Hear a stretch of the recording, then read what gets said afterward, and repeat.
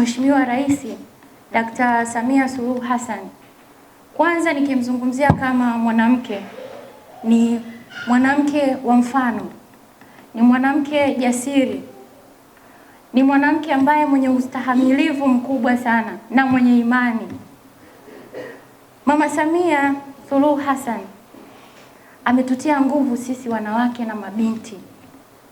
Sasa hata sisi tukiwa na malengo katika mambo yetu, katika familia, katika taaluma, katika mambo mbalimbali ya kijamii, tunaweza tukayasimamia kwa sababu tunao mfano.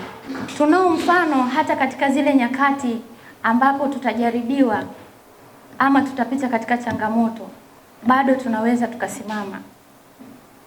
Lakini katika imani, Mheshimiwa amesemwa katika namna mbaya, lakini bado amekuwa na ile imani. Hata amewasamehe watu waliomkosea bila wao kutaka msamaha. Hiyo ni imani, ndugu zangu, ni imani kubwa sana. Na pia ukija kumzungumzia Daktari Samia kama rais wa nchi hii, mimi naweza kusema Mheshimiwa Samia Suluhu Hassan ni icon ya Afrika, kwa sababu katika zama hizi tumemtambua yeye kama kiongozi thabiti, sio tu kwa sababu mambo yake yamemnyokea katika uongozi na katika maendeleo.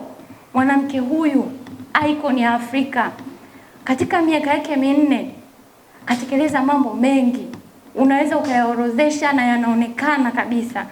Katika shule katutengenezea shule, katuletea rasilimali watu, walimu wanaajiriwa, mahospitali vifaa, madaktari, manesi wanaajiriwa, mabarabara kwenye miundombinu. Katika SGR hiyo ukiangalia inarahisisha, inaokoa muda, watu wanafanya shughuli zao, wanafanya mambo yao kwa wakati.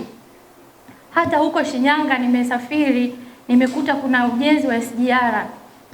Imagine tutatumia muda gani kufika Dar es Salaam? Ni muda kidogo, na katika kuokoa ule muda tunayo nafasi ya kufanya vitu vyetu na kuendeleza kulijenga taifa hili kwa wakati. Katika hizi siku 100 zinazoishirizia, mama amefanya mengi. Mimi nitaongelea mawili. La kwanza, katika afya, mama aliahidi bima kwa watu wote. Nimeona mama analitekeleza. Katika taifa lolote lenye maendeleo linahitaji watu, lakini si watu tu, watu wenye afya bora. Ndio maana mama kakumbuka swala la nini? La bima ya afya. Kwa sababu anajua sisi watu tukiwa na afya njema, raia wa nchi hii, tutanyanyua hili taifa. Lakini swala la pili, mama aliahidi ajira. Tumeona Januari 12, nimeona mkeka pale, vijana, kaka zetu, ndugu zetu, dada zetu, watoto zetu wamepata ajira katika sekta ya afya na sasa wanaendelea kuripoti. Lakini pia katika wale vijana ambao hawakuchaguliwa, bado nafasi zipo.